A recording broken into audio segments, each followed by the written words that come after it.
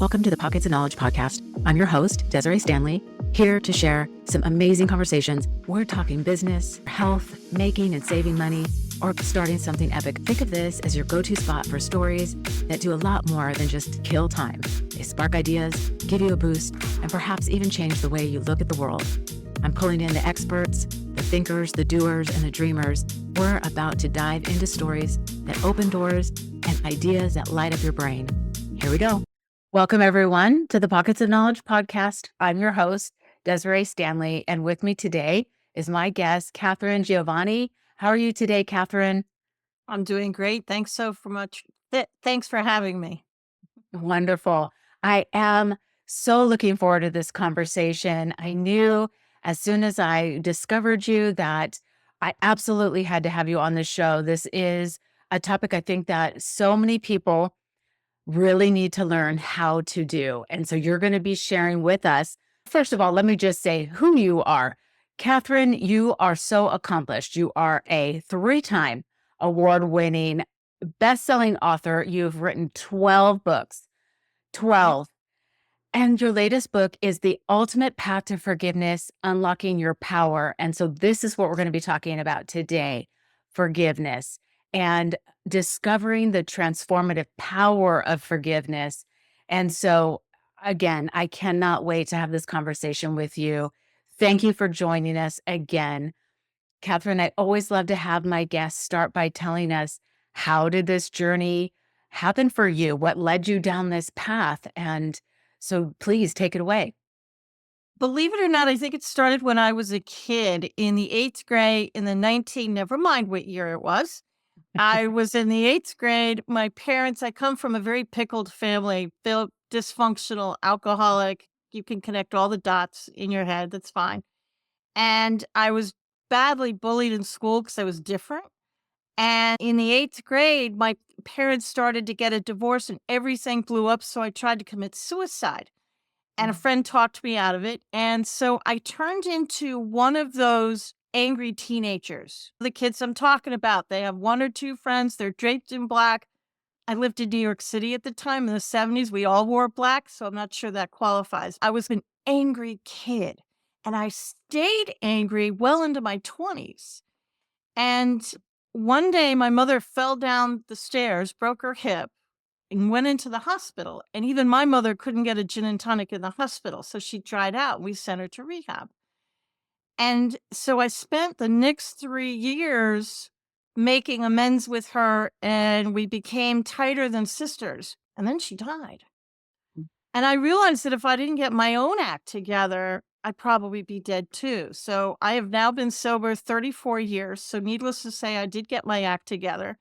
And when you get sober, you learn to make amends, and you have to, in AA, you have to do the 4th step and all these kinds of things.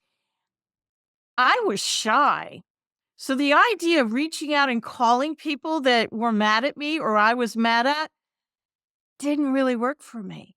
And I am now what they call I'm called an extroverted introvert because I've taught myself how to do this. So that's all in the past. I did start to forgive people. The way the world is, we all grew up with it. Everybody says to forgive. Nobody teaches you how. And what if you don't want to? Which is fair. Sometimes you don't want to.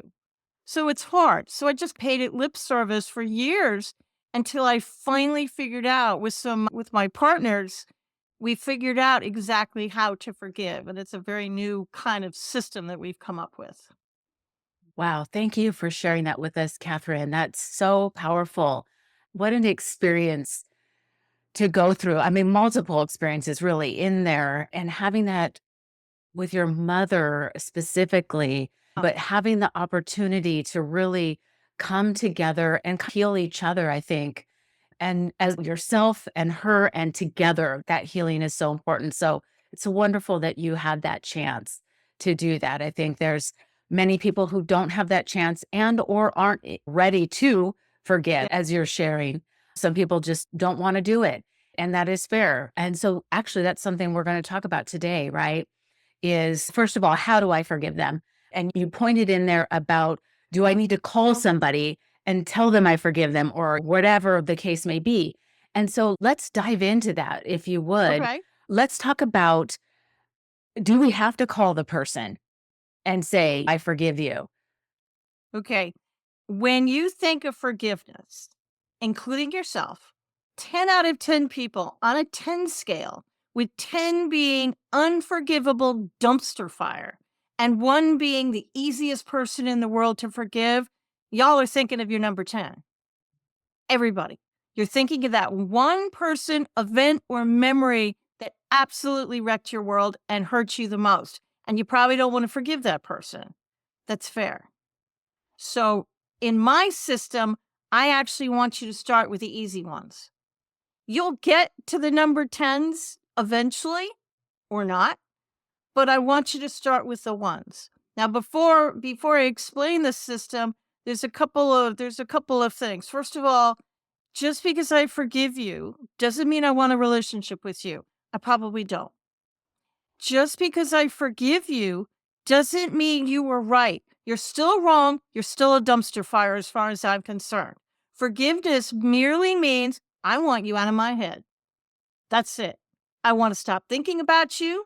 I want to stop dreaming about you. I want to stop talking about you. The person you're mad at, sadly, is probably not thinking about you at all. They're going about their life and they're all happy and having a great time. And they're not thinking about you, which makes you even more irritating because you want them to be as miserable as you. They're not. They don't care. Okay, well, if you don't care, I don't care.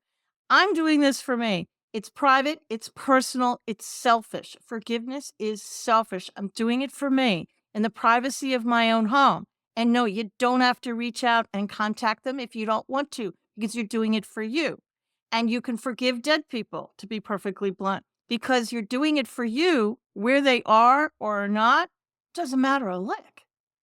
So I want you to start with the easy ones. The person in grade school who tripped you in the hall, the person who just cut you off on aisle 5 of the grocery store, the person at work who stole your sandwich yesterday from the refrigerator. You can forgive that person. Okay, maybe you can forgive that person. I hope you can forgive that person. The easy ones. And as you work your way up into the harder ones, it's going to get easier because you're going to feel better. Let me give you a visual. For the people listening, I'm about to hold an opaque coffee cup right in front of my face. For the moment, I can hold this coffee cup off to the side.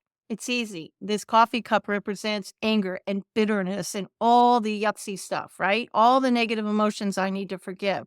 But my body language, I'm holding it off to the side. It's easy. We can have a conversation. We can go out to dinner. It's easy. I can compartmentalize this into my brain.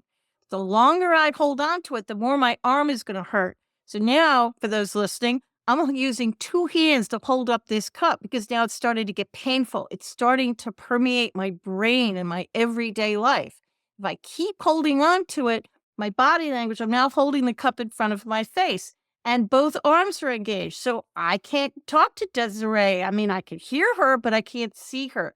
It's in my conversation. It's in my head. I'm joking about it. It's all I could think about. So my friends are disappearing because I'm negative all the time and I'm probably getting sick and I'm tired. So who wants to be around me? So forgiveness is going to allow you to put the cup down. You're going to put the anger aside. Now look at my body language. Now I could see that new job opportunity.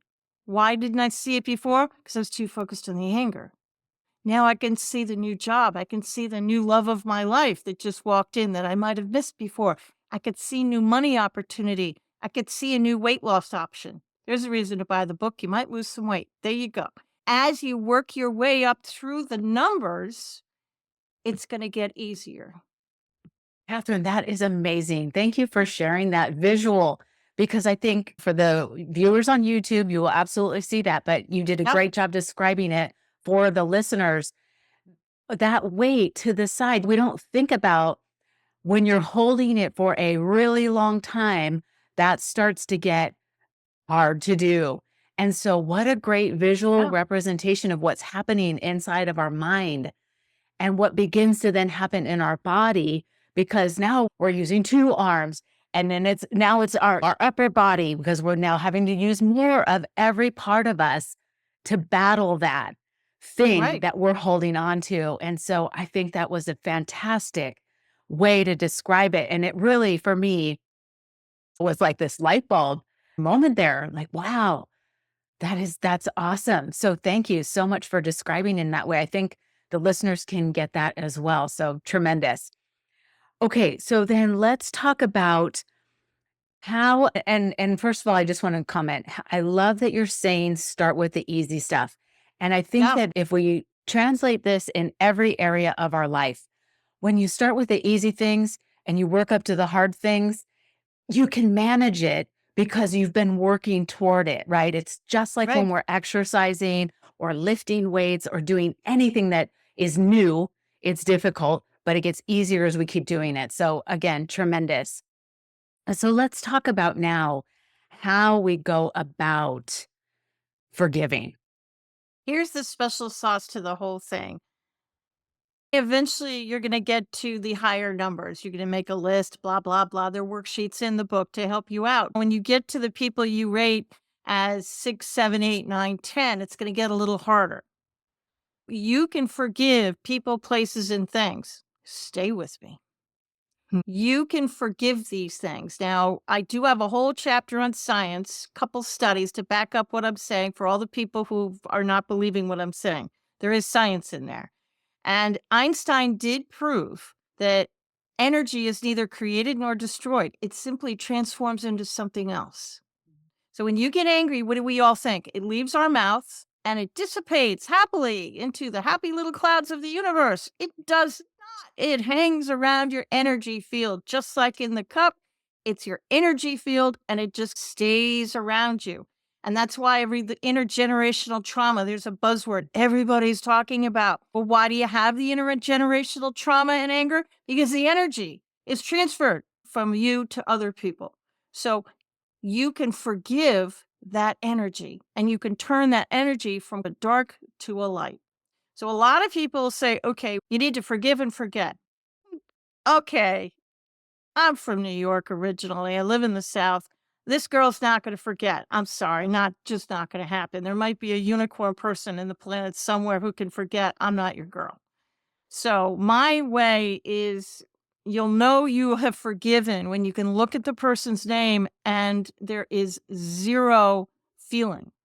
You have no emotional attachment to it. You could go on Facebook or TikTok or whatever you go on and see the person's name, and you don't want to slice that name in half and throw knives at it, right?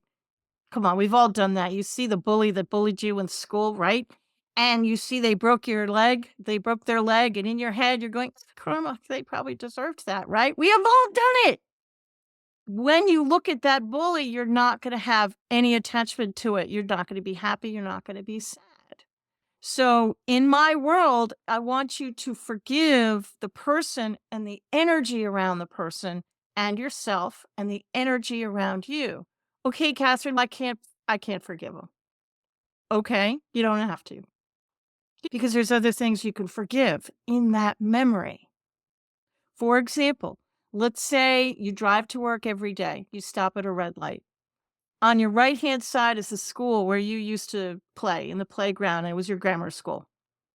And let's say there was a bully there that you didn't like. So every day when you go to work, if you hit that red light, you look at the school, and once in a while the memory pops into your head. So by the time you get to work, you're pissed off, you're angry, you're in a bad mood because of the memory is now in your head.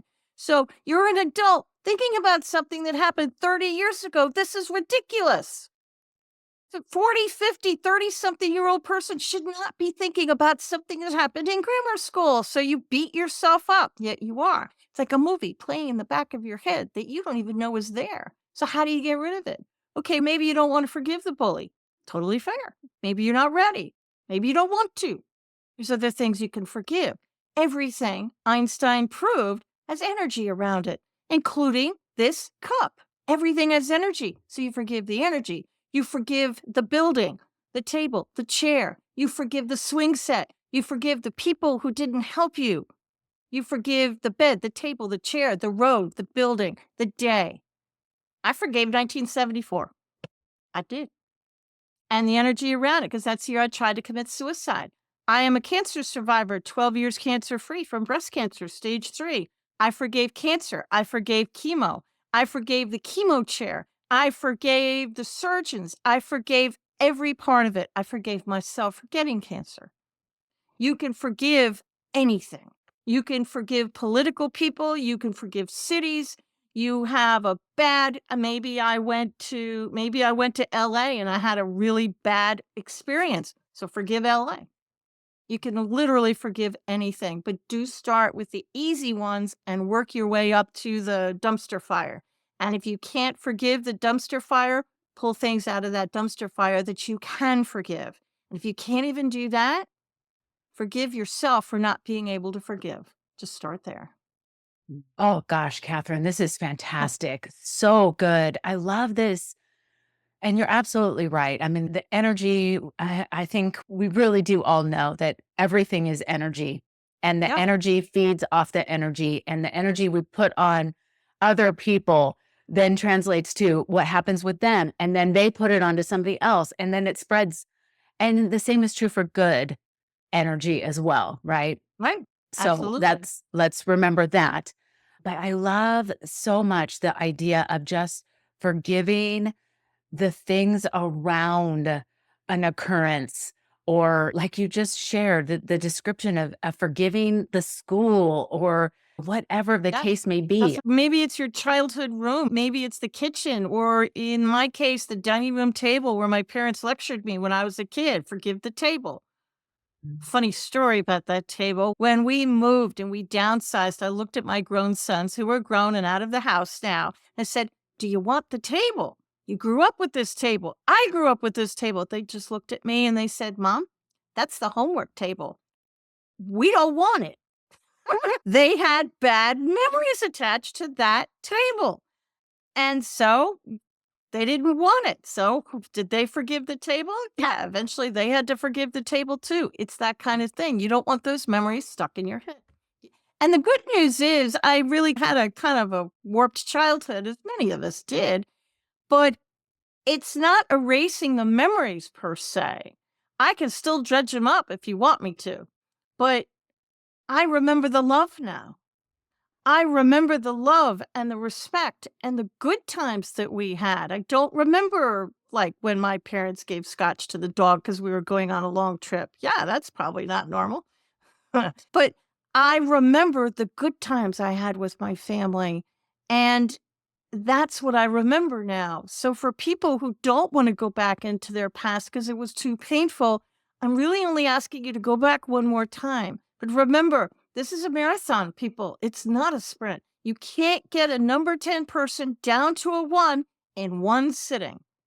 When I came up with this method, I am an overachiever, needless to say, written a lot of books. Writing is my happy place. That's what got me through school. The essay question, I could always pull that one off.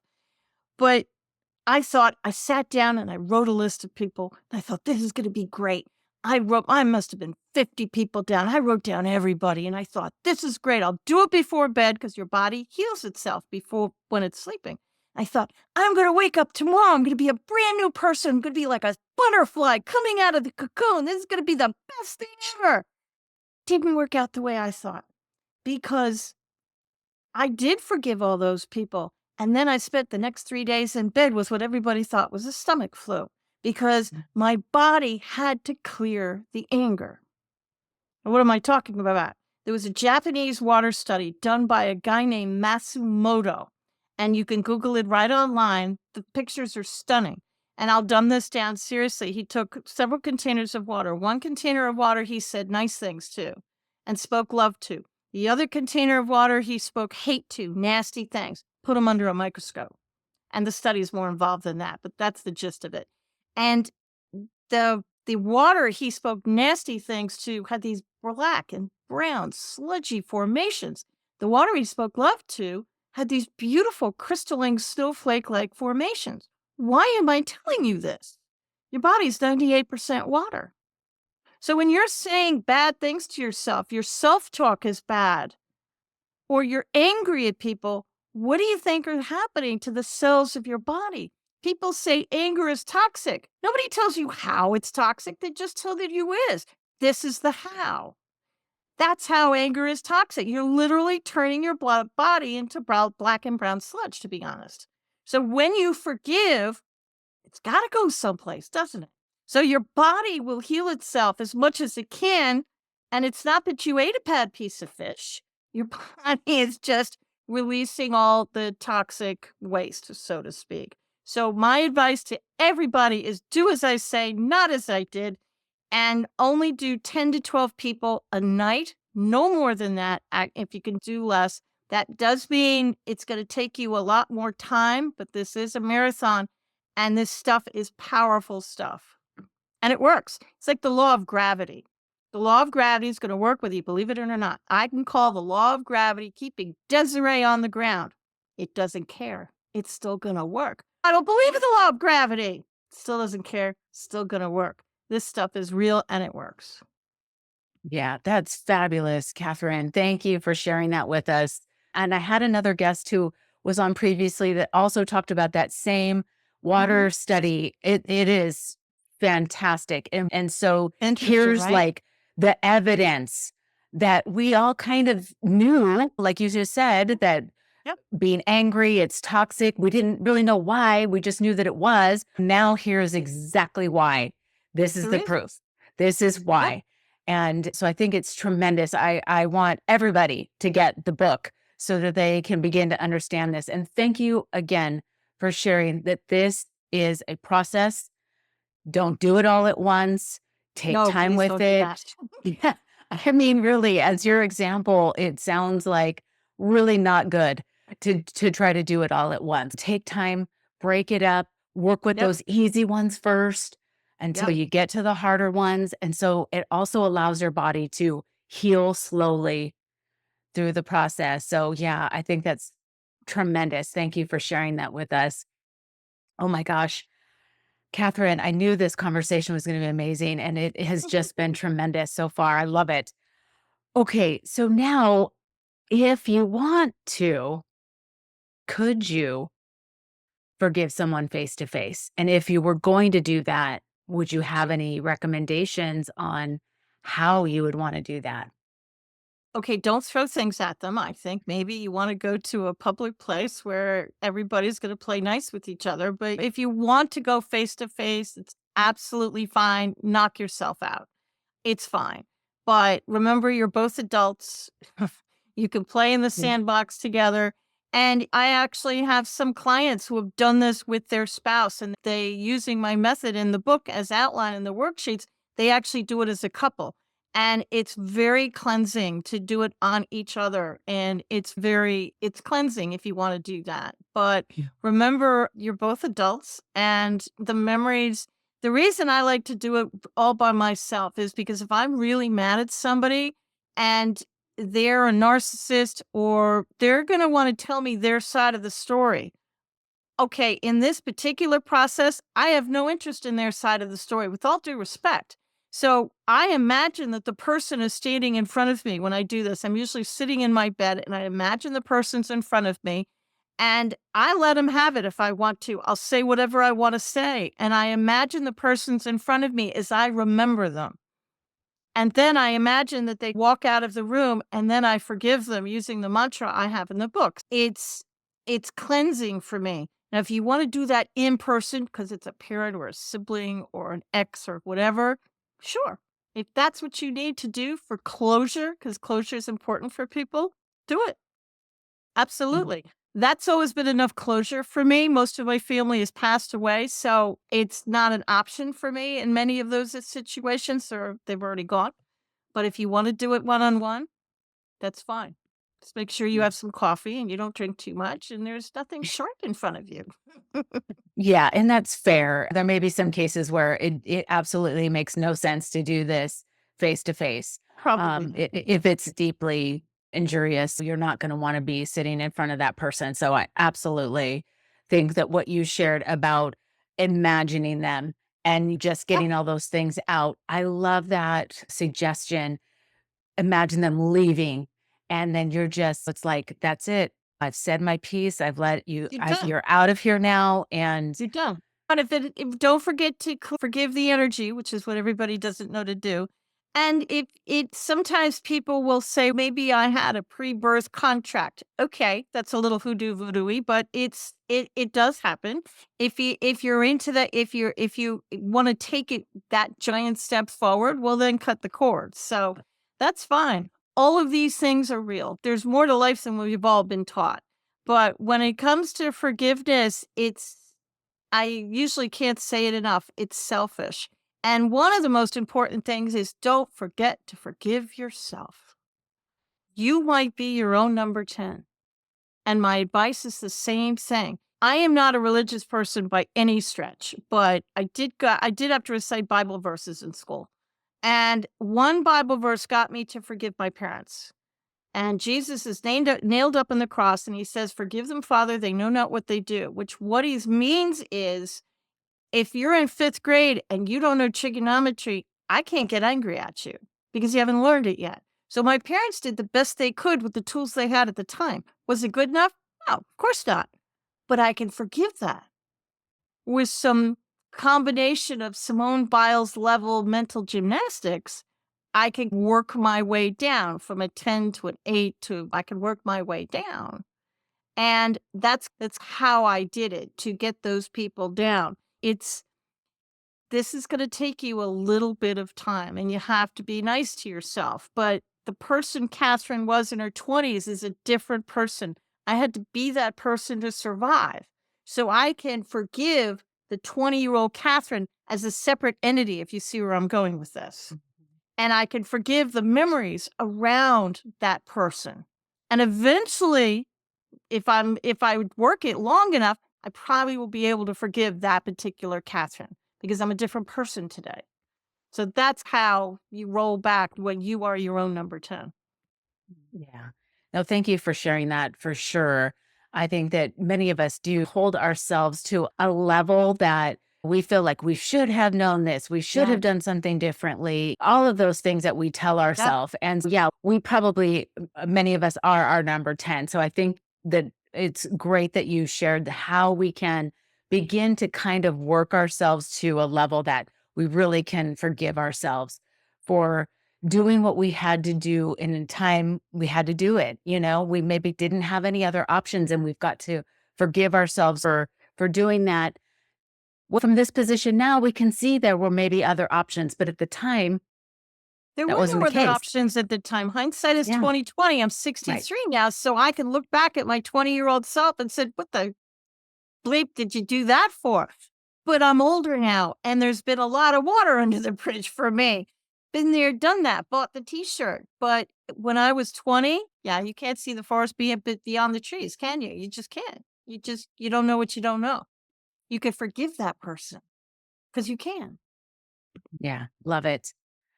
So good, so good. Oh my gosh. Okay, so let's talk a little bit about your latest book. And it's The Ultimate Path to Forgiveness, Unlocking Your Power. And so, what is it that the listeners will discover if they pick up the book? And what is it that you hope they learn from this? I hope that they learn that forgiveness is possible, even for number 10 level people, and you can release your demons. You can have a life of joy. The person that you were born to be, you can be that person. And the only reason you're not that person is because anger. To hold up the anger in front of my glass, you're so focused on your past and your anger. And even if you're listening to this and no, I can handle this perfectly easily. I'm not focused on my anger at all. There is some part of you that is. It's like a silent movie playing in the back of your mind and you don't even know it's there. So I hope as you work through the steps and you work through the worksheets and you start to forgive these easy people, including starting with the person that cut you off in the subway yesterday and you got a little angry when you're on I-95 South and somebody cuts you off or they're going slow in the fast lane. That irritates everybody. Forgive that person. Start with that person. That's an easy one.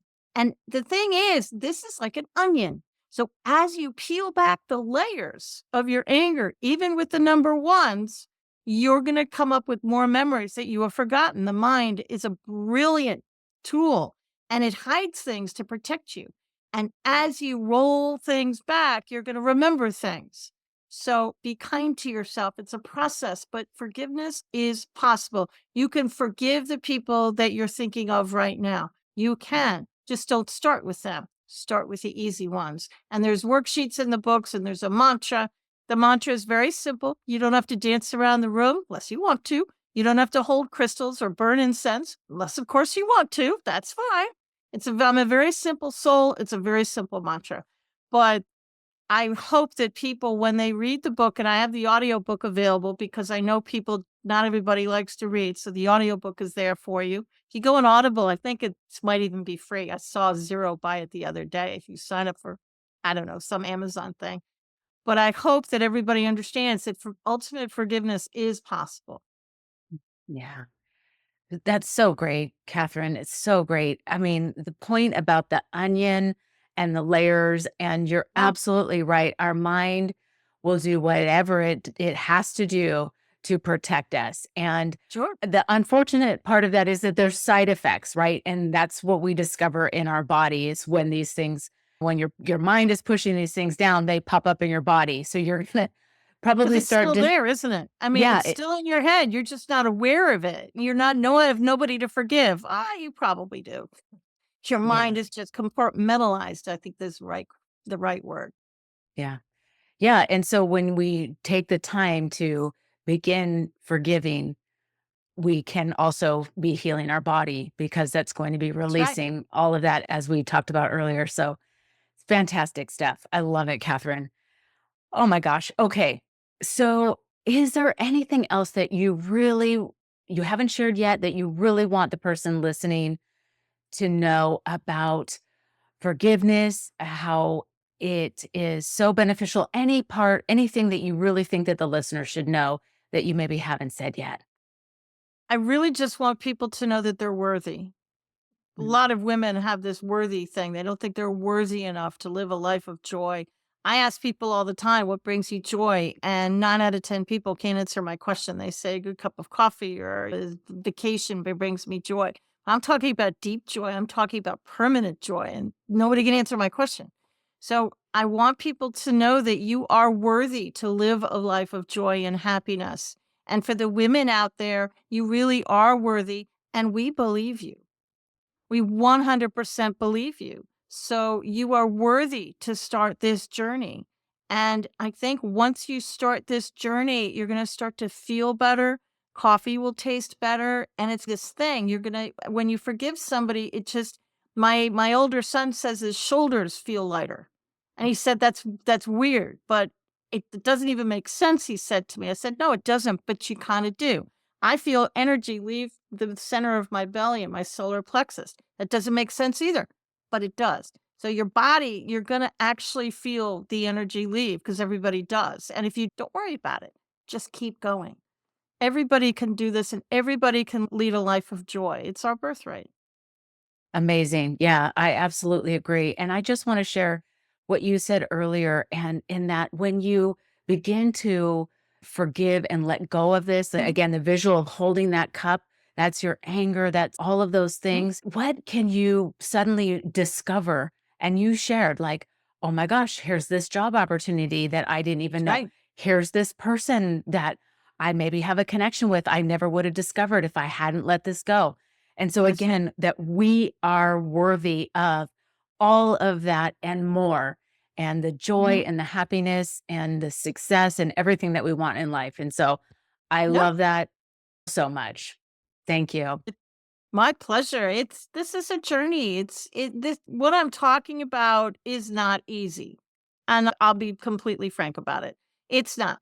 The ones, twos, and threes, yeah, those are easy. We can toss those. But as you get deeper into this work, it's actually not easy at all, and it might take a minute, and you might get a 7 down to a 6, or you might look at somebody who you thought was like a level 3, and then after you forgive and you check in with your body, it's like, no, I'm angry about that." Might be a 7. So you go back to your worksheet and you go, "Okay, you're not a 3, you're a 7." Why? Because you dialed back some of those onion layers and you remembered things. And you remember, "Ooh, I am angry." and you're going to feel better. You're going to feel 100% better. And people are going to notice. They're going to say, Desiree, did you get a new haircut? Or are you wearing, did you lose some weight? What do you do? You look so good today. Well, sure, you look good because you've lost some of the anger. They can see it. Yeah, great point. Again, Catherine, Mhm. it's great stuff for sure. Okay, so I always love to have my guests share if there's books that they have found beneficial or influential. And you shared, of course, the book on the water, and now the name of the book is escaping me. If you want to share that one again, I will link it in the show notes. And then if there's any others that you think the listener should check out, I would love to have you share them now. A very close friend of mine wrote a book called Shower Blessings, and it's by Dr. Katie Nall, Nal. And the reason it's such a good book, and it's a tiny, tiny little book, but if people have trouble meditating, and when you sit and you meditate and the world enters your head and you can't shut your brain up, so you stay, okay, I can't meditate, that's the book for you. She breaks it down really well. So if you are incapable, and I usually meditate in the shower, and which is funny why it's called Shower Blessings, but I too have a very hard time doing that. So I usually meditate when I'm walking. I have to be occupied in something else so my brain can, like when I'm writing, because I write a lot, I have to do it with loud music. And I don't know, it just distracts part of my brain so I can actually write. But Shower Blessings is a great book if you have trouble meditating. Great recommendation. Yeah, for sure. I'll include that in the show notes. And is there any other books or podcasts that you think would be good for the listeners to check out? If you go to my website at katharinegiovanni.com, and Catherine is spelled very strangely, thanks to my mother. Thanks, Mom. Katharine Giovanni.com. There's a bunch of podcasts in there, and all of them are very, very worthwhile. Fantastic. Definitely going to be linking everything in the show notes. And so, if you would like to take a moment and just tell the listeners where they, can find and follow along your journey, your website, of course, if you're on any other social sites that you want to share, or how the listeners can connect with you if they want to dig into this more, and how would they do that? I am on Instagram. I am on Facebook. I'm on LinkedIn, my website, of course, and Amazon as well. Two of my books, The Little Bird on Your Shoulder, which teaches you about intuition, and my forgiveness books are also available in audio form. So that's also available on audio. We have the ebook and the paperback. The audiobook was Fabulous. fun. I did that with my younger son. That was a journey, and we're still talking to each other. So there you go. Oh, that's amazing. Congratulations also on that as well. That's fun. Being able to do that with your son, but also being able to record your books for Audible. So that's awesome. Love it. Thank you so much, Catherine. This has been a wonderful conversation. And I think tremendous information that we can all really begin to implement into our lives right now. And so thank you so much for sharing it. It's been an honor to have you on. Thank you again. Thanks so much for having me. It's been fun. Awesome. We'll talk more soon. Thank you, dear listeners, for tuning in to another insightful episode of the Pockets of Knowledge podcast. We appreciate your time and curiosity as we explore fascinating topics together. If you enjoyed today's discussion, be sure to join us next week for another amazing episode. Remember, your journey of learning and growth is a continuous adventure, and we're thrilled to be part of it. Don't forget to subscribe so you never miss an episode. Until next week, stay curious and keep exploring those pockets of knowledge.